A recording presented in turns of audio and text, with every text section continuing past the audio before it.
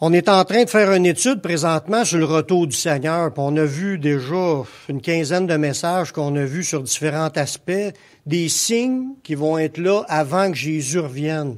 Puis on est en train d'en voir un autre ce soir, mais lui, ce signe-là est déjà accompli en partie, puis il y a encore des choses qui doivent s'accomplir dans la suite avec le gouvernement mondial. On va voir aujourd'hui le sujet... on voit ça dans l'Apocalypse, c'est là qu'on en a la révélation, de la femme prostituée qui est appelée Babylone la Grande. C'est un troisième personnage important qui est dévoilé dans le scénario de Dieu pour la fin des temps. On n'en voyait pas beaucoup d'explications dans la Bible, sauf dans l'Apocalypse. On a 2 chapitres quasiment, là, des textes d'écriture décrits à propos de ce personnage-là, ou ce que ça représente, parce que c'est pas nécessairement une personne en particulier, comme ça peut être plein de monde en particulier, qui sont représentés dans la femme prostituée qui est appelée Babylone la Grande. Pour nous mettre dans le contexte, Dieu en a parlé un peu dans l'Ancien Testament de Babylone, pour nous aider à comprendre. La première mention de Babylone dans la Bible, ce fut, à part de ma femme, il y en a-tu qui oseraient se lever à la main et dire, moi je pense que c'est où est-ce qu'on voit la première mention de Babylone dans la Bible? Tour de Babel. Parce que c'est écrit Babel dans la traduction en français, mais le mot original, c'est le même mot que Babylone. Fait que ça aurait pu être la tour de Babylone. On voit là-dedans que Dieu voulait nous préparer en nous donnant cette histoire-là pour nous faire comprendre c'est qui la Babylone de la fin des temps. Ce qu'il y avait de particulier dans ce passage-là, dans la tour de Babel, c'est que les hommes, Dieu leur avait dit, allez multiplier et remplissez la terre. Mais eux, ils ont fait le contraire.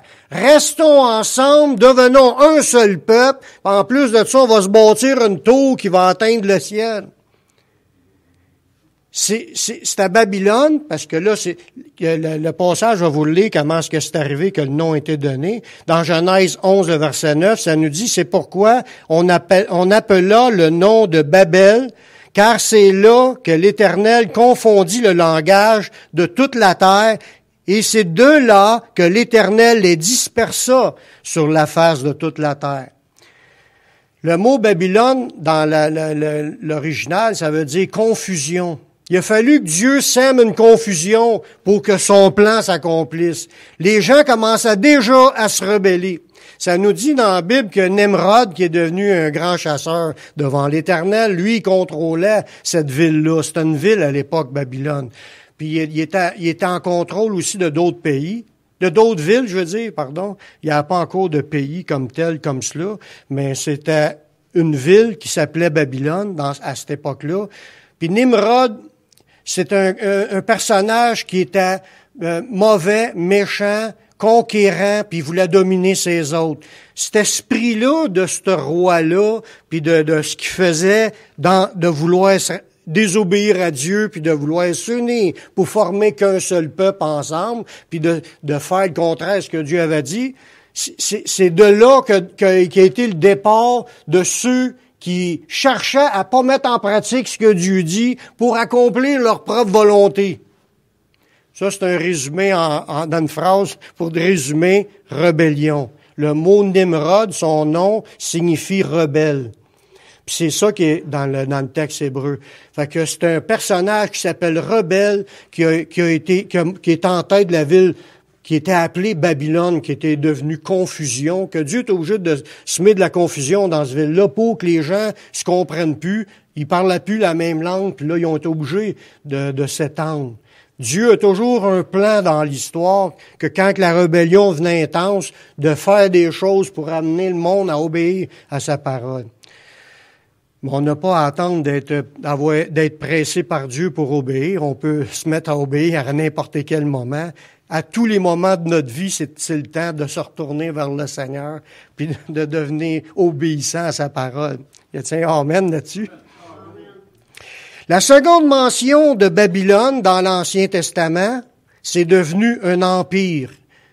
Puis là, c'était le roi Nebuchadnezzar qui est en tête de Babylone. Puis ça en cause, c'était des enseignements que Dieu voulait qu'on prenne dans ces passages-là pour comprendre si ça représente qui, la Babylone de l'Apocalypse, comme qu'on va lire tantôt. Le passage mentionne Babylone la Grande, puis c'était devenu un royaume. Puis là, c'est dans la bouche de Nebuchadnezzar que lui, il s'est glorifié de s'être élevé à la tête d'une puissance qui était quasiment mondiale dans ce temps-là. Parce que Babylone avait conquéri plein de pays. Puis Nebuchadnezzar avait même envoyé, puis il avait conquéri le peuple d'Israël. Puis il avait été déporté à Babylone. Puis il n'y a pas juste le peuple d'Israël qui avait été déporté puis conquéri par ce roi-là. Mais ce roi-là, on voit ça dans Daniel, le chapitre 4, le verset 30. Ça nous parle de Nebuchadnezzar. Le roi prit la parole et dit, « N'est-ce pas ici Babylone la grande que j'ai bâtie? » Quand on sait que le mot Babylone veut dire confusion, lui, c'est la grande confusion que lui a bâtie. Mais dans ce temps-là, lui s'en glorifiait. Il dit, comme résidence royale, par la puissance de ma force et pour la gloire de ma magnificence. Voyez-vous l'esprit qui est en arrière de la pensée Babylone? C'est de se glorifier, de glorifier l'homme, rendre un culte à l'homme. Ce personnage-là s'élevait comme étant Dieu sur la terre. Il donnait pas gloire à Dieu. Il se donnait la gloire d'avoir conquéri cet empire-là, puis régné sur les autres par la force. C'est pas Dieu qui a nécessairement tout donné, mais Dieu s'en est servi. Puis on va voir qu'il y a une révélation là-dedans. Dieu s'est servi de Babylone pour châtier le peuple d'Israël à l'époque. Puis on va voir que Dieu, il sait ce qu'il fait dans ce qu'on va lire tantôt. Il va servir d'autres pour châtier Babylone. La puissance de Babylone a précédé celle de l'Assyrie. Là, je vous lis un bout d'explication dans un dictionnaire biblique. Moi, je suis pas bon en histoire, puis pour qu'on va avoir les choses de l'histoire, faut que j'y aille lire ailleurs. Faut que tu lises dans les écrits de théologiens. Fait que la puissance de Babylone, c'était une des premières puissances qui existait à cette époque-là. Puis ça, il est maintenant historiquement prouvé que toute la culture assyrienne, que ce soit les écritures, les arts, la religion, puis mais j'ai rajouté, lui il l'a pas écrit dans le texte, mais même de la science moderne de cette époque-là, c'est d'origine babylonienne. Puis que toute la puissance politique a été entre les mains de Babylone jusqu'au moment où Nénive s'est séparée d'elle, puis elle a été pour un temps éclipsée en force et en richesse. Fait que quand le Nénive s'est séparé du groupement qui formait Babylone, mais ça l'a amoindri un peu le royaume, mais quand même, ce qu'il faut retenir de cela, puis ça je l'avais lu ailleurs aussi, c'est que de Babylone sortaient les sciences, puis les écritures. Dans ce temps-là, ils savaient écrire les arts, les religions, les sciences, l'astrologie. Il y a un paquet d'affaires qui ont été mises en place par les Babyloniens, que ce soit pour les calendriers ou toutes les affaires beaucoup de choses qu'on sert aujourd'hui. Il y a eu des évolutions, je suis d'accord, mais de là sortait la connaissance des hommes. C'est ça que ça représente. La connaissance des hommes. Babylone représente la connaissance des hommes, mais en même temps, de ce qui en est en opposition avec Dieu. Les choses qui sont en opposition avec Dieu. Babylone est un lieu type de l'orgueil de l'homme, parce que là, tu vois Nebuchadnezzar, comment est-ce qu'il se vantait, puis qu'il était même, lui, s'en est fait faire une statue, puis obliger tout le monde à se mettre à genoux devant sa statue. C'était l'orgueil humain, l'idolâtrie, de rendre un culte aux statues, puis représentant des humains encore pour élever les humains, au lieu d'élever Dieu, le vrai Dieu créateur de toutes choses. On voit là-dedans que c'est le lieu type aussi du contrôle par la force, des guerres, conquérir des pays, assujettir d'autres pays. Puis aussi, ça représente la richesse, parce qu'on va voir comment c'est devenu riche. On le voit comment ce qu'il opérait. Le Nebuchadnezzar, quand il avait déporté les Juifs, il a tout ramené l'or puis les choses précieuses qui étaient accumulées dans le temple, parce qu'à cette époque-là, Quand les gens servaient un dieu, toutes les richesses de ce pays-là s'en allaient dans le temple où ce qui était ce dieu-là. Fait que ça l'embellissait le temple, puis quand eux autres ils ont été déportés, mais les rois saisissaient toutes les richesses du pays, puis emmenaient ça dans leur pays, puis ils s'en servaient pour devenir de plus en plus riches. Fait que la richesse, les religions sortent de là aussi, dans le sens que l'esprit humain qui s'imagine des dieux, là, tous les modèles, puis qui se font des statues avec ça, puis ça, là, il n'y a rien de plus abominable aux yeux de Dieu que de voir des statues représentant d'autres dieux. Que ce soit les religions, l'idolâtrie, bien sûr, l'impudicité, parce que la débauche sexuelle, là, ça existait dans ce temps-là. Faut pas penser que c'est nouveau, ce qui se passe avec là. Les hommes n'ont pas commencé à être tentés à l'an 2000, pas pantoute. Ça existait dans ce temps-là. Puis les débauches, des orgies de toutes sortes, des choses immorales, des choses contraires à ce que Dieu enseigne, c'était pratiqué à la tonne dans ce temps-là. Sans compter aussi les folies meurtrières, parce que les gens là-dedans, ça s'entretuait, ça tuait des peuples, ça tuait des villages pour dominer, pour se penser supérieur. Fait que le meurtre aussi, qui était une chose contraire au commandement de Dieu. Babylone, la grande, a été décrit par Dieu comme étant, dans l'Apocalypse, là, la femme prostituée. On voit là-dedans que Dieu, dans sa pensée, quand il pense à Babylone, depuis le début, c'est de la prostitution, c'est de l'impudicité, c'est de la débauche, c'est des choses laides qui se passent sur la terre. C'est comme une entité, c'est comme un esprit qui est là, qui agit depuis le début, puis qui agit à travers tous les siècles. Babylone, c'est quelque chose qui était présent parmi tous les siècles. Cet esprit-là, on va le voir tantôt par un verset, qui régnait sur les rois, les peuples, sur la terre depuis le début. Ça représente le péché, là où est le savoir de l'homme qui est à l'opposé des voies de l'Éternel. Le livre de l'Apocalypse nous dit que les rois de la terre se sont abreuvés de son impudicité. Dans Apocalypse 17 au chapitre 2. C'est avec elle, en parlant de Babylone, l'entité qui a existé à travers les rois de la terre, ça dit, c'est avec elle, en parlant de Babylone, que les rois de la terre se sont livrés à l'impudicité, et c'est du vin de son impudicité que les habitants de la terre se sont enivrés.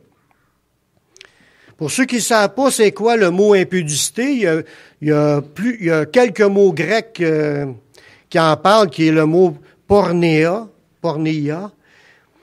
C'est tout rapport sexuel illicite, que ce soit l'adultère, la fornication, l'homosexualité, les lesbianismes, rapports avec des animaux, ou des rapports sexuels avec des parents proches, des rapports sexuels avec des personnes divorcées, que ce soit de la pornographie, de la prostitution, au sens figuré, parce que le mot impudicité peut être pris au sens figuré aussi pour représenter l'idolâtrie. Parce que les gens qui étaient idolâtres étaient traités d'impudiques aussi dans ce temps-là. Fait qu'on voit que tout ce qui a rapport aux choses de sexualité, ça en devient, aujourd'hui on le voit que ça en est un commerce. Cette impudicité-là, c'est un commerce que le monde font beaucoup d'argent parce qu'il y a deux choses qui mènent beaucoup le monde présentement, c'est l'argent, puis il y a aussi le sexe. Le sexe, sur toutes ses formes, c'est partout aujourd'hui, à la télévision, sur Internet, à la radio, il en parle. Tout partout, là, ça tourne au sexe. Tu travailles dans une shop, puis la première chose, tu vois, c'est des posters de nudité. Tu vois le monde qui se parle de sexe. La débauche, l'impudicité roule dans la tête de l'humanité présentement. Tous ceux qui cherchent pas à se sanctifier marchent dans l'impudicité. Puis quand on marche dans l'impudicité, ce royaume-là, pas le royaume, cette entité-là, Babylone, la prostituée, Babylone la Grande, elle règne encore dans les cœurs aujourd'hui par son influence d'impudicité. Ça, c'est un aspect. Toutes les autres choses que j'ai mentionnées tantôt, qui étaient représentées à Babylone, dans ce qui est mauvais aux yeux de Dieu, ça roule encore aujourd'hui. L'esprit de Babylone est encore dans ce monde présentement. cette prostituée, elle s'est assise sur les peuples depuis le début de la création. Dans Apocalypse 17, le verset 15, ça nous dit, « Et il me dit », ça c'est un ange qui parlait à l'apôtre Jean, qui recevait la révélation de l'Apocalypse, là, il est en train d'écrire tout cela, puis on l'a aujourd'hui grâce à lui. Il dit, « Les eaux que tu as vues », parce qu'il disait que la prostituée était assise sur les eaux, « Les eaux que tu as vues, sur lesquelles la prostituée est assise, ce sont des peuples, des foules, des nations et des langues. » Au temps de Jean, v'là 2000 ans, c'était encore déjà parfaitement distinguable que cette prostituée-là régnait sur des foules, sur des peuples, sur les gens en général, sans qu'ils s'en rendent compte, sont dominés par l'esprit de Babylone. L'esprit de la femme prostituée. Cette entité-là, qui règne depuis le début. Hein? Mais oui, c'est des démons. Mais Dieu, il l'a personnifié, puis on va voir même des détails encore plus surprenants. À la fin des temps, là on est dans la fin de la fin des temps. Bientôt, Jésus revient. La prostituée sera aussi assise sur la bête à 7 têtes et 10 cornes.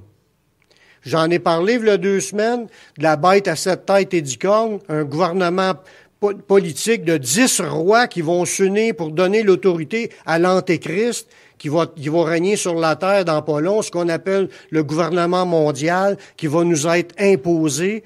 Mais la prostituée, la femme prostituée va être aussi assise sur ce royaume-là. On voit ça dans Apocalypse 17, le verset 7. Et l'ange me dit, « Pourquoi t'étonnes-tu? Je te dirai le mystère de la femme et de la bête qui la porte, qui a 7 têtes et 10 cornes. » On voit là-dedans que même jusqu'à la fin, cette prostituée-là va être encore là. Puis Dieu, il se rappelle de tout ce qu'il a fait. À l'époque de Jean, cette entité-là, appelée la femme prostituée ou Babylone la Grande, était désignée comme étant personnifiée. Là. Il l'a désignée, puis il a dit c'est à qui? Il a dit c'est la ville de Rome. La Bible a dit que Rome représentait aux yeux de Dieu la femme prostituée dans cette époque-là, où ce que Jean il a eu les révélations de l'Apocalypse. Dans Apocalypse 17, le verset 18, ça nous dit « Et la femme que tu as vue, c'est la grande ville qui a la royauté sur les rois de la terre. » À cette époque-là, la ville qui avait la royauté sur les rois de la terre, c'était Rome. L'Empire romain régnait sur toute la terre. Puis cette entité spirituelle-là, de méchanceté puis de prostitution, mais régnait sur Rome à cette époque-là. Je dis pas qu'elle n'est plus là, elle est encore pleinement là, mais dans tous les peuples aussi. La Bible nous donne quelques-unes des caractéristiques de cette prostituée. Il nous parle de sa richesse, ses apparats luxueux, ses idolâtries, ses saletés et ses prostitutions. Dans Apocalypse, le chapitre 17, le verset 4, nous dit « Cette femme était vêtue de pourpre et d'écarlate, qui symbolise aussi la royauté. » Fait que elle aimait l'apparence et parée d'or et de pierres précieuses et de perles. Là, on voit la richesse, le désir d'être un roi, de régner ses autres, de dominer. Ça, c'est ça qu'on peut voir. Puis, elle aimait bien paraître pour être bien vue, bien entendu. Puis, elle tenait dans sa main une coupe d'or remplie d'abominations. Des abominations, selon la Bible, c'est de l'idolâtrie. Comme qu'on voit dans la Bible, dans Matthieu 24, il nous parle de l'abomination du dévastateur. Ça nous parle d'une statue qui était pour être mise dans le temple pour profaner le temple de Dieu. Ils ont mis l'empereur romain à l'an 70, puis il n'y a pas qu'à ce moment-là, c'était fait à un autre moment, quasiment 200 ans avant Jésus-Christ, ça avait été souillé aussi par une statue d'un faux Dieu, puis on y avait sacrifié des cochons, des porcs, sur le temple de Dieu pour le souiller. Mais dans l'histoire, on voit plusieurs événements, puis on dit que l'Antéchrist lui-même, à la fin, va être assis dans le temple de Dieu, lui-même se proclamant Dieu. Fait que cette souillure-là va revenir. Ça, c'est de l'abomination. Quand il y a de l'idolâtrie qui se pratique sur la terre. C'est quand je parle d'idolâtrie, pour ceux qui ne le savent pas, c'est chaque fois qu'on prend au premier degré, là, bien entendu, tu prends une image sculptée, une statue, ou des images photos, des dessins, quoi que ce soit, qu'on commence à se mettre à genoux devant ça, comme si on pense qu'on est en train de se mettre à genoux devant Dieu. Au premier degré, c'est ça de l'idolâtrie. Mais aussi que quand on élève des rois comme étant des dieux, c'est de l'idolâtrie. Si on élève des chanteurs comme si ça sera nos idoles, mais des idoles, c'est de l'idolâtrie. L'idée, c'est que ce soit des chanteurs idolâtrés, ou que ce soit des musiciens, ou que ce soit des n'importe quel artiste. Dieu nous considère tous égaux. C'est lui qui donne les dons à chacun, puis Dieu veut pas qu'on se mette à genoux devant un personnage quelconque autre que lui. Il a dit qu'on pouvait honorer le roi, mais de là à se mettre à genoux puis d'en faire notre Dieu, il y a une marge. Mais l'idolâtrie aux yeux de Dieu, c'est une chose abominable. Puis on voit dans ce passage-là qu'elle, la prostituée, tenait dans sa main une coupe remplie d'abominations. Là, on parle d'idolâtrie, des impuretés. Ça, c'est des choses impures. Toutes les actions, tout ce qui est péché devant Dieu, c'est des impuretés. Faire n'importe quel péché, que tu sois chrétien ou pas chrétien, tu viennes de te souiller, tu viennes de te salir. Le mot impureté, c'est sali. N'importe quel humain sur la terre, quand il offense Dieu, quand il désobéit à Dieu, devient sale. Son âme devient sale. Puis selon la Bible, il y a une seule façon de pouvoir être purifié de nos péchés, c'est le sang de Jésus. Ça nous dit dans 1 Jean, si nous confessons nos péchés, il est fidèle et juste pour nous pardonner et de nous purifier de toute iniquité. Pour nous rendre purs, c'est nous laver. Ça veut dire que devant Dieu, Babylone, elle avait une coupe remplie d'abomination, d'adultère, de prostitution, d'impureté. C'est ce qu'on voit dans l'Apocalypse 17, le verset 4. Il nous parle de cette femme qui était vêtue de pourpre, d'écarlate, et parée de pierres précieuses et de perles. Puis elle tenait dans sa main une coupe remplie d'abomination, d'idolâtrie. Impureté, c'est des péchés, puis sa prostitution, qui est l'impudicité, les choses sexuelles. Elle est appelée, dans la Bible, dans l'Apocalypse, cette femme prostituée-là, la mère des impudiques et des pratiques abominables. Dans Apocalypse 17, 5, sur son front était écrit un nom, un mystère. Babylone la grande, la mère des impudiques et des abominations de la terre, l'idolâtrie. Pourquoi qu'elle est appelée la mère? Quelle est la première fonction d'une mère, à part que toutes les fonctions que les humains lui donnent aujourd'hui? C'est de mettre au monde des enfants. T'enfantes des enfants. Ça, c'est la première fonction quand tu penses mère. Dans un sens, là, je dis ça pour rentrer dans le nid. Ça veut dire que elle, Babylone, depuis le début, cet esprit-là travaille à que le monde pratique des choses abominables, des choses impudiques, des choses impudiques et abominables qui sont de l'idolâtrie devant Dieu. Elle enfante ces choses-là. Elle donne dans le cœur des hommes l'idée de faut faire une idole, puis on se met à genoux devant ça, puis on va la servir.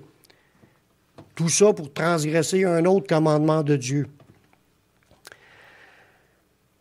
Parce que si je vous dis que Babylone, c'est la mère des impudiques puis des abominations de la terre, mais vous allez voir que Babylone, elle agit encore pleinement aujourd'hui. Les religions idolâtres puis les pratiques impures sexuelles, il y en a à la tonne. Tu peux être servi sur tous les modèles aujourd'hui. Cette Babylone, la grande, ce qui est encore pire, là, on voit qu'elle va pas qu'elle a franchi des étapes, mais depuis le début, elle pêche contre plusieurs commandements de Dieu. Un autre, entre autres, de ses graves péchés. Apocalypse 17, le verset 6. Et je vis cette femme ivre du sang des saints et du sang des témoins de Jésus. On parle de qui, là, quand on parle des saints et des témoins de Jésus? Les chrétiens. Les martyrs chrétiens. Depuis le début, chaque fois, je vais vous lire l'autre passage aussi, dans Apocalypse 18, 24, nous dit aussi, parce qu'on a trouvé chez elle le sang des prophètes, des saints et de tous ceux qui ont été égorgés sur la terre. Ça veut dire que chaque fois qu'un chrétien sur la terre, un saint, un prophète de Dieu, un personnage qui est vraiment un enfant de Dieu, là, bien entendu, chaque fois qu'il est assassiné, c'est l'esprit de Babylone qui est en train d'agir. C'est l'esprit de la grande prostituée qui est en train d'agir. Puis si on va plus loin, selon ce que la Bible nous dit aujourd'hui sur le meurtre, chaque fois qu'on n'aime pas un frère dans la foi, on est en train de pratiquer le meurtre. C'est comme si on aurait tué notre frère. C'est ça que la Bible nous dit dans l'Évangile. Ça veut dire que le meurtre est bien plus large qu'on pense. Là, on parle de ceux qui ont été égorgés, mais des meurtriers de chrétiens, il y en a à la tonne, des gens, même des gens qui se disent chrétiens, qui n'aiment pas les autres chrétiens. Faites attention. On n'a pas le droit d'aller dans ce chemin-là. Ça fait partie du chemin de Babylone. De cet esprit-là qui domine l'humanité, qui est assis sur les peuples. Puis c'est comme le peuple québécois, qui est un peuple idolâtre. Puis c'est un peuple qui veut être rebelle à toute forme d'autorité, surtout de celle de Dieu, ne veut plus rien savoir de Dieu. Aujourd'hui, cette débauche-là, cette immoralité-là, elle règne dans les cœurs, puis c'est ça qu'on voit, qu'on entend parler partout. Tu rouvres la TV, puis c'est quasiment tous les jours, t'en as. Fait qu'en plus d'être impudique puis d'être abominable, c'est des meurtriers qu'on retrouve là-dedans. Des gens qui ont tué les chrétiens, puis on le sait, comme on a vu dans la Bible, il va y en avoir d'autres qui vont être égorgés à cause qu'ils vont refuser la marque de la bête. C'est encore l'esprit de Babylone qui va régner encore jusqu'à la fin. Mais qui est quand même représenté par une ville à cette époque-là, c'était à Rome. C'était une ville meurtrière, impudique, idolâtre. Toutes les caractéristiques qu'on retrouve là, on les retrouvait dans ce temps-là, on les retrouve aujourd'hui aussi. Comme qu'on a vu, on va les retrouver aussi dans le gouvernement mondial. Dans aussi les explications des caractéristiques, comment Dieu voit les choses. Parce que tu regardes à l'œil nu, hein, quand le monde a du plaisir, ils ne voient pas le mal. Tout le monde le fait, c'est bon. Faisons-le, payons du plaisir, mangeons et buvons, car demain nous mourrons. Mais cet esprit-là, hein, Dieu lui voit pas ça de même. Quand il regarde Babylone, là, Dieu, il voit ça comme un repère de démons. Dans Apocalypse, chapitre 18, les versets 2 à 3, l'ange cria d'une voix forte en disant, elle est tombée, Babylone la grande. Elle est devenue une habitation de démons. Ça nous parle, on va continuer, mais je vais revenir là-dessus. Un repère de tout esprit impur. Un repère de tout oiseau impur et odieux. Parce que toutes les nations ont bu. Toutes les nations ont bu. Et voyez-vous, toutes les nations ont bu du vin de la fureur de son impudicité, et que les rois de la terre se sont livrés avec elle à l'impudicité, et que les marchands de la terre se sont enrichis par la puissance de son luxe. Quand on voit, il y a au moins deux idées que je veux vous donner là-dedans. Le vin de la fureur de son impudicité, ça, le fureur, c'est la passion, l'ardeur. C'est pas juste quelqu'un qui fait de l'impudicité, c'est quelqu'un qui est passionné puis un ardeur à pratiquer l'impudicité. Ça, je le vois facilement aujourd'hui. Tu regardes un film, là, un film qui est pour tous, puis il faut qu'il nous montre une scène de nudité dedans. Pourquoi? Ben, ils peuvent pas s'en passer. Ils pensent que ça prend ça pour que le film soit bon.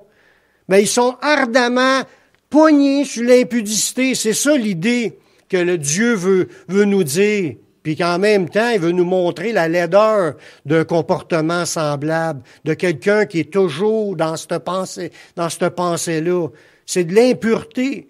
Dieu nous appelle à la sainteté en tant que peuple de Dieu. Vous allez comprendre pourquoi je vous dis ça dans le prochain verset. Mais dans ce verset-là, faut comprendre qu'en parlant de Babylone la Grande, qui est une habitation de démons, c'est un repère de tout esprit impur. Fait que quand tu regardes les caractéristiques de Babylone et tous les péchés qu'elle pratique, c'est tous les démons qui sont là-dedans.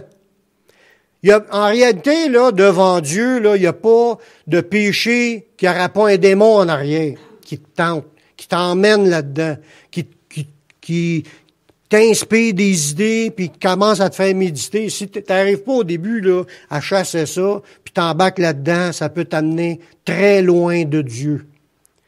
Parce que les démons, la Bible, elle dit de ne pas donner accès au diable. En tant que chrétien, il faut que tu fasses même attention à ne pas tomber dans la colère ou dans la haine de ton prochain, ou même de ne pas aimer. Faut que tu fasses attention de ne pas être menteur. Faut que tu fasses attention sur tout ce que tu dis, ce que tu penses, pour pas alimenter des pensées qui seraient inspirées par Babylone la Grande. Ce démon-là, qui est un repère de démons, dans toutes les catégories.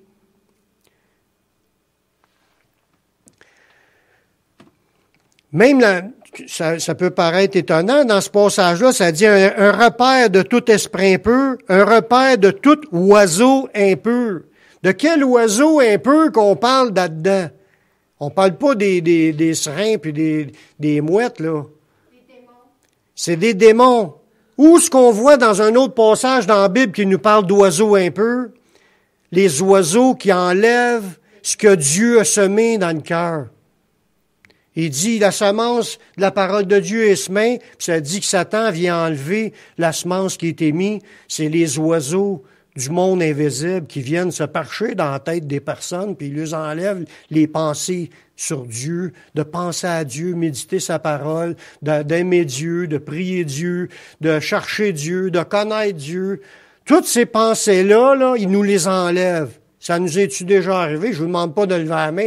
Ça a-tu déjà arrivé qu'on a passé des grandes journées sans penser à Dieu? Des heures, des journées, des semaines, des mois, pas se tourner vers Dieu, pas parler à Dieu.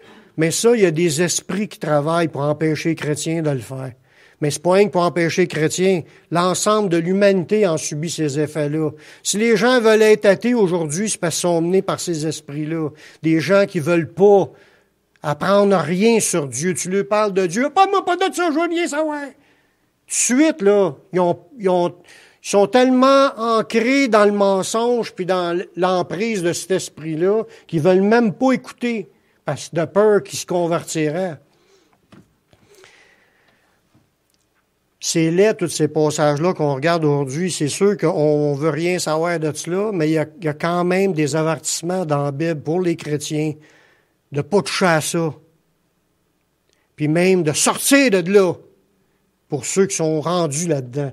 Parce qu'il y a des chrétiens qui sont pognés par de la pornographie, de l'idolâtrie, des abominations, même de la haine, puis de vouloir haïr les autres. C'est un meurtre, là, ça revient à même esprit qui est là. Dieu, il donne un ordre formel à son peuple, les chrétiens, son Église, de sortir du milieu de Babylone afin de ne pas être jugés avec elle. Parce que si les chrétiens ont les pieds dans l'esprit de Babylone, ils vont subir le même châtiment que Dieu se propose de donner à Babylone. Dans Apocalypse 18, les versets 4 et 5. Et j'ai entendu du ciel une autre voix qui disait, « Sortez du milieu d'elle, mon peuple. Sortez du milieu d'elle, mon peuple. » Pourquoi que Dieu est obligé d'avertir des chrétiens qui ont les deux pieds dans Babylone?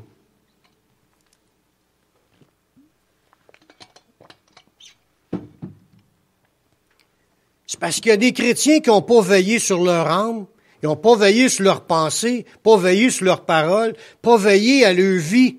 Ils sont rendus les deux pieds dans Babylone. Sortons de là. S'il y a des gens qui entendent le message sur Internet ou ailleurs, faut sortir de ce contexte de vie-là. Il n'y a aucun impudique, aucun adultère, aucun menteur. Nommez-les toutes qui vont rentrer dans le royaume de Dieu. Faut pas attendre d'être mort pour vouloir sortir d'une situation de péché. Faut le faire pendant qu'on est vivant. On est averti. Il dit, sortez du milieu d'elle, mon peuple, afin que vous ne participiez point à ses péchés. Parce que tes deux pieds-là, tu es en train de participer à leurs péchés, à faire la même chose que cette Babylone-là. Il dit, sortez de là, et que vous n'ayez point part à ces fléaux. Dieu veut pas qu'on participe à ces péchés-là, mais il veut pas non plus qu'on soit puni, qu'on soit châtié, les fléaux de Dieu qui vont s'abattre sur Babylone. C'est pas rien que les fléaux terrestres, il y a les fléaux, les punitions éternelles aussi. Dieu nous dit dans ce passage-là, car ces péchés, au verset 5, ces péchés se sont accumulés jusqu'au ciel, et Dieu s'est souvenu de ses iniquités. Ça veut dire qu'on ne peut pas cacher rien à Dieu, même les péchés faits en cachette. Dieu voit tout. Chaque fois que quelqu'un fait un péché, il y a des cloches qui sonnent dans la pensée de Dieu. Ding, ding. Moi-même, je les ai déjà entendues, ces cloches-là. Quand je me suis converti au Seigneur, c'est pas des farces. La première semaine, là, chaque fois que je disais un sac, ça me sonnait dans la tête. Ding, ding. Avant, je les entendais pas. Mais c'est vraiment Dieu qui fait ça. Parce que lui, il les entend. Moi, je les entends pas. Parce que tu es habitué à sacrer. Mais quand tu as l'Esprit de Dieu qui veut changer ta vie, il te fait sonner des cloches dans la tête. Il nous le dit. Ding, ça sonne, là, ça nous dérange. Il y a les pensées qui reviennent. Il y a des choses qui se passent. On est inconfortable là-dedans tant qu'on ne s'est pas endurci. Parce qu'on peut s'endurcir puis plus vouloir les entendre, puis plus se laisser influencer ou inspiré par ces avertissements-là du Seigneur. Puis on est rendu les deux pieds dans Babylone. Puis on est pareil comme le reste du monde. On écoute des films porno. Puis on pense que Dieu, ça ne dérange pas. Mais on rentre pas dans la vie éternelle si on est encore là-dedans. C'est pas des farces, c'est ce que je dis là. Si on veut rentrer dans la présence de Dieu, c'est maintenant se repentir, sortir de là. Sinon, il n'y a pas de vie éternelle à la fin. Il n'y a aucun impédique qui va rentrer dans le royaume. Aucun voleur, aucun menteur. Faut arrêter cela. Ceux qui disent, y a-t-il un passage qui le dit? Oui, viendrez me voir, je vais vous en lire des passages qui disent qu'aucun de ces personnages-là va rentrer. Tu peux aller à Jésus puis être pardonné de tes péchés, puis changer de vie, puis il va te délivrer. Il va te changer ta vie. Il va te transformer. Il va te donner la force que tu penses que tu n'as pas. Parce que c'est vrai qu'on peut être dominé puis tomber esclave d'un péché. C'est vrai. Mais Dieu est plus puissant que n'importe quel péché. Il est capable de nous délivrer de n'importe quel péché. Puis si quelqu'un veut sortir de Babylone, il a juste à demander pardon au Seigneur puis de confesser qu'il a besoin de l'aide du Seigneur. Puis le Seigneur va le délivrer. Puis quand tu es délivré, tu n'en as plus le désir. Il t'enlève ça. Ça peut revenir comme tentation. Parce que le diable, l'esprit de Babylone, cherche toujours à nous ramener dans ses séductions, par ses séductions, parce que c'est une séduction. Tu es séduit, tu as encore le goût de cela, puis tu t'en retournes là-dedans, on se relève encore, on est encore poigné. Mais on demande pardon. Jusqu'à quand qu'on va avoir combattre contre ça? Toute notre vie, jusqu'à la fin de notre vie. Peut-être qu'on a moins de désir rendu à 90, je ne sais pas, je suis pas encore rendu là, mais aujourd'hui, j'ai encore des tentations que j'ai à combattre, puis vous en avez toutes des tentations à combattre. Y a-t-il un amen là-dessus? Y a-t-il des vérités? Dieu s'est souvenu de ses iniquités. Dieu se souvient des iniquités au point que Dieu veut châtier un jour Babylone la Grande. Le jugement de Dieu tombera sur elle. Dieu nous a annoncé son jugement. Mais une partie de son jugement, parce que le jugement éternel, ça, il n'en parle pas dans le texte. Mais Dieu, il a quand même un plan pour juger Babylone. Cet esprit impudique-là qui est personnifié dans chaque individu de la planète qui vit dans le péché. Apocalypse 17, 1. Puis un des 7 anges qui tenait les 7 coupes vint, puis m'adressa la parole en disant, « Viens, je te montrerai le jugement de la grande prostituée qui est assise sur les grandes eaux. » Voyez-vous, il y a un jour que Dieu a préparé. Dieu, il y a un plan dans son histoire. Si les choses n'arrivent pas à l'improviste comme ça, ça arrivait de même. Dieu, c'est pas Dieu qui a fait ça, c'était un Dieu. Non, pas pantoute. Dieu, il y a un plan, puis on voit s'accomplir des choses, puis on va voir ça s'accomplir.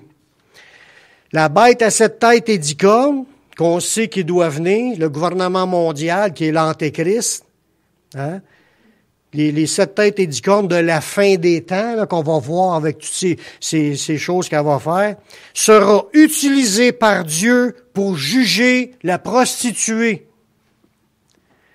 Le Seigneur donnera l'autorité à la bête pour la juger, la prostituée, afin d'accomplir sa parole. Parce que Babylone soit tombée, il en parle là dans l'Ancien Testament. Il y a des prophéties.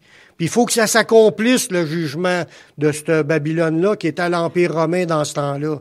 Aujourd'hui, je peux pas vous dire qui la personnifie en personne, là, mais la bête elle-même va être poignée de cela. Mais elle est poignée de cela. Cette bête-là, c'est encore pire que ça. Je vais vous lire ce passage-là en premier. Apocalypse 17, les versets 16 et 17, ça nous dit... Les 10 cornes que tu as vues, les 10 cornes de la dernière bête, et la bête haïront la prostituée, la dépouilleront, la mettront à nu, mangeront ses chairs et la consumera par le feu. Voyez-vous? Car Dieu a mis dans leur cœur, à la bête et aux 10 cornes, d'exécuter son dessein et d'exécuter un même dessein et de donner leur royauté à la bête jusqu'à ce que les paroles de Dieu soient accomplies. Ça veut dire, dans d'autres mots, que l'Antéchrist puis le système mondial qui va s'établir, comme je l'ai dit les dernières fois, ça va s'établir quand Dieu va y avoir ouvert les portes. C'est Dieu qui la retient pour qu'elle ne paraisse qu'en son temps. Dieu va servir de cet antéchrist-là et des 10 cornes afin de juger la femme prostituée, puis de la brûler ses richesses, parce que, comme j'ai dit tantôt, la richesse, le luxe, les transactions avec toutes les nations, tous les rois de la terre ont bu du vin de la fureur de son impudicité. C'est prostitution. Tout, c'est comme s'il y avait un réseau mondial de distribution, de corruption qui se passe à la terre. Ils sont tous alimentés par cette Babylone la Grande qui est représentée par, aujourd'hui, je donne pas de nom, là, mais dans ce temps-là, c'était à Rome. Puis aujourd'hui, ça existe, c'est là, le commerce mondial, toutes les choses qui comme des richesses accumulées à cause de l'idolâtrie, des prostitutions, tout ça. Dieu va servir de l'Antéchrist et des 10 cornes pour juger la bête, la détruire. Ça dit, ils vont la dépouiller, ils vont la mettre à nu, ils vont manger ses chairs, puis ils vont la consumer par le feu. Ça, c'est un jugement de Dieu, mais que Dieu se sert de l'Antéchrist pour accomplir. C'est ça que je voulais en revenir tantôt quand j'ai parlé que Babylone la Grande, dans l'Ancien Testament, quand Nebuchadnezzar s'est glorifié, Dieu l'a frappé, Nebuchadnezzar. Il a lâché de se glorifier, puis il a rendu gloire à Dieu dans la suite de sa vie. Mais Dieu s'est servi de Babylone la Grande de l'époque pour punir le peuple d'Israël qui se rebellait contre Dieu. À la fin des temps, Dieu va se servir encore de Babylone, mais pour juger la prostituée. Son jugement arrivera en un seul jour. Dans Apocalypse 18:8, à cause de cela, en un même jour, ces fléaux arriveront, la mort, le deuil, la famine, puis elle sera consumée par le feu. Deuxième passage qui parle qu'elle va être consumée par le feu. C'est de quelle façon que le gouvernement mondial va brûler tout ce qui est là. Ah oui, ce que je voulais emmener, c'est que le gouvernement, Babylone la Grande, est assise sur la bête à 7 têtes et 10 cornes, mais les 10 cornes vont l'haïr. Pourquoi qu'ils vont l'haïr? Parce qu'ils veulent la consumer par le feu. Ils veulent s'accaparer de leur richesse. Puis ça, là-dedans, ça fait partie de l'ensemble des richesses mondiales des religions. Les religions qui font, comme j'ai dit tantôt, ça découle de Babylone, les idolâtries, tout ce qui s'est accumulé comme richesse. Pour l'Antéchrist, lui, il dit, il va s'opposer à tout ce qu'on appelle Dieu puis de ce qu'on adore. Mais lui, il va se proclamer Dieu. Puis ils vont faire une statue. Le faux prophète qui est avec va faire une statue représentant cet Antéchrist-là. Puis le faux prophète, lui, va emmener le monde à se mettre à genoux devant ce statut-là. Ils vont faire parler ce statut-là. Ils vont faire un contrôle mondial. Mais il va s'opposer à toute forme d'idolâtrie ou de religion qui est dans le monde. Puis il va haïr cela. Puis il va vouloir prendre toute leur richesse. Ils vont être dépouillés en un seul jour. Je ne sais pas si c'est un crash mondial qui va arriver avec la bourse ou je sais pas quoi. Il va arriver de quoi, puis c'est l'Antéchrist qui va tout s'accaparer. Parce que lui, il veut pas qu'on serve aucun autre Dieu que lui, cet Antéchrist-là. Mais Dieu sait quand même de lui, puis qu'il va arriver dans le temps voulu par Dieu pour accomplir les paroles de Dieu, qui étaient prophétisées dans l'Ancien à propos de cela, puis dans le Nouveau aussi, bien entendu. Les nations pleureront la destruction de cet empire. Dans Apocalypse, chapitre 18, les versets 11 et 12, ça nous dit, les marchands de la terre, on voit encore que c'est une histoire financière. Les marchands de la terre pleurent et sont dans le deuil à cause d'elle, parce que personne n'achète plus leur cargaison. Des cargaisons d'or, d'argent, de pierres précieuses, de perles, de fin lin, de pourpre, de soie d'écarlate et de toute espèce de bois de senteur.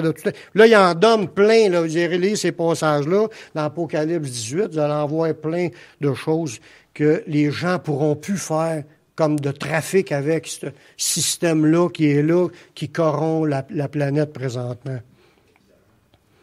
Dieu veut qu'on se réjouisse de son jugement en parlant des chrétiens. Il veut qu'on se réjouisse de son jugement, parce que Dieu nous fait justice en la jugeant. En Apocalypse 18, les versets 20 et 21, ça nous dit, « Ciel, réjouis-toi sur elle, et vous, les saints, les apôtres et les prophètes, réjouissez-vous aussi, car Dieu vous a fait justice en la jugeant. » Alors un ange puissant prit une pierre semblable à une grande meule, puis il la jeta dans la mer en disant, « Ainsi sera précipitée avec violence Babylone, la grande ville, et elle ne sera plus trouvée. » Lors de son jugement, pourquoi que Dieu nous fait justice à ses saints, à ses apôtres, à ses prophètes? Je l'ai dit tantôt, que Babylone était ivre du sang des saints. À travers les siècles, là, le système d'idolâtrie, de prostitution, de méchanceté règne puis qui tue les saints. Chaque saint qui est mort, chaque croyant, chaque prophète, chaque apôtre, toute la gang ont été assassinés par l'esprit de Babylone que Dieu va juger, mais qui dans ce temps-là est représenté par Rome. À la fin des temps, c'est probablement encore la même affaire, mais ça, je ne veux pas le dire. Elle sera condamnée à ne être jamais relevée. Une fois que Dieu va l'avoir jugée, elle ne reviendra plus jamais. On le voit dans ce passage-là que je viens de vous lire, que l'ange puissant, il a dit, elle sera précipitée avec violence. Ça, c'est au verset 21. Babylone la grande, et elle ne sera plus trouvée. Une fois que son jugement en une seule heure va être donné par Dieu, exécuté par l'Antéchrist puis les 10 rois qui vont régner avec, mais là, après ça, elle ne pourra plus être trouvée, puis il y a un autre passage qui nous confirme cela. Elle sera condamnée à n'être jamais relevée. Dans Apocalypse 18, le verset 23, puis je vais finir avec ce verset-là. La lumière de la lampe ne brillera plus chez toi, puis la voix de l'époux et de l'épouse ne sera plus entendue chez toi, parce que tes marchands étaient les grands de la terre, parce que toutes les nations ont été séduites par tes enchantements. Ça dit que la lampe ne brillera plus, cette ville-là va s'éteindre, puis ça va être final, c'est un jugement définitif par Dieu, même s'il va y avoir une continuité dans l'histoire, avec le règne du Seigneur sur cette terre pendant les 1000 ans, mais on n'entendra plus parler de cet esprit-là, ni on verra plus non plus ce genre d'entité-là encore régnant sur la terre, autre que le Seigneur Jésus-Christ, que la Bible a dit, il va descendre du ciel, puis lui va prendre le contrôle, puis le temps des nations, ça va être fini, ça va être le temps de Dieu qui va régner sur cette terre. Le temps qui va rester par la suite de ce jugement-là, après que Jésus soit revenu, c'est du temps où ce que Dieu va régner sur cette terre, la gloire de l'Éternel va remplir la terre, puis il n'y aura plus de mal sur la terre pendant les 1000 ans. Puis que nous, la Bible a dit qu'on va ressusciter, puis on va être avec le Seigneur pour l'éternité. Il n'y aura plus de souffrance, plus de maux, plus de douleur, rien. La Bible a dit que sur la terre, un loup, un lion, un mouton vont manger de l'herbe ensemble, puis un bébé va prendre un serpent venimeux, ça ne fera aucun mal. Il va y avoir que de la paix, puis du bien. Puis si la Bible a dit aussi, ça je vais en parler un peu plus tard, que même le pécheur qui meurt à 100 ans va mourir jeune. Ils vont trouver qu'il est mort jeune. La longévité va revenir pour les habitants de la terre, tandis que nous, on goûtera pas à cela parce qu'on va être des êtres immortels. On va avoir reçu un corps qui ne meurt plus. On va régner avec le Seigneur Jésus-Christ sur cette terre, sur les nations qui vont être permis de rester pour se repeupler sur cette terre. Mais là, j'ai fait une longue histoire pour vous expliquer un peu plus précisément sur Babylone puis son jugement. Mais ce que je veux peser, c'est qu'il faut sortir de Babylone. C'est pas des farces. Cet avertissement-là, faut sortir de Babylone. Faut pas toucher à ce qui est un peu, que Dieu va nous accueillir. Il y a plusieurs passages qui en parlent. L'idée, c'est qu'un chrétien est appelé à devenir de plus en plus saint, consacré, pur, juste. Bon. Être des gens comme Jésus. Y a-tu des amen de temps en temps? Dieu nous appelle à cela. Faut fuir.